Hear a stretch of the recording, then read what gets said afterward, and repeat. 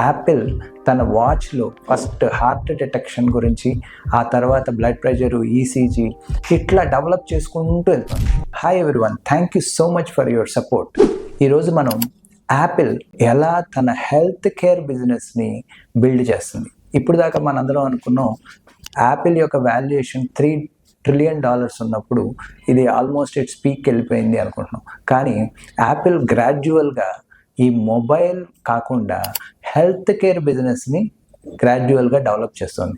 అందుకనే Apple 2019లో first watch ద్వారా health కేర్లో entry ఇచ్చింది. సో ఇక్కడ ఇంకొక పాయింట్ ఏంటి అంటే, యాపిల్ తన వాచ్లో ఫస్ట్ హార్ట్ డిటెక్షన్ గురించి, ఆ తర్వాత బ్లడ్ ప్రెషరు, ఈసీజీ ఇట్లా డెవలప్ చేసుకుంటూ వెళ్తుంది.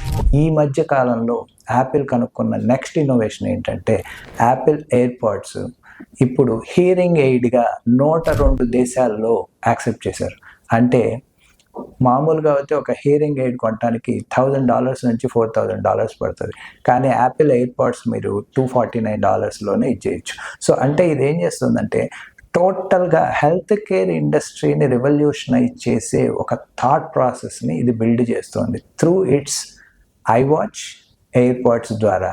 ఒక మనిషి ఇంకొకటి ఏంటి అంటే, యాపిల్ ఫైండ్ అవుట్ చేసిన ఒక కొత్త పాయింట్, అది ప్రైవసీ లాని ఇంప్లిమెంట్ చేస్తుంది. అంటే మీ డేటా ఈవెన్ యాపిల్ కూడా యాక్సెస్ చేయకుండా ఉండే లెవెల్లో దాని యొక్క సిస్టమ్ని బిల్డ్ చేయటం వల్ల ప్రతి ఒక్కళ్ళలో ఆ విల్లింగ్నెస్ ఉంది. వాళ్ళ హెల్త్ డేటాని త్రూ దట్ మెజర్ చేసి యాక్సెస్ చేసుకునే, హెల్త్ డేటాని స్టోర్ చేసుకునే ఒక ఫెసిలిటీ ఫామ్ చేసుకుంటున్నారు.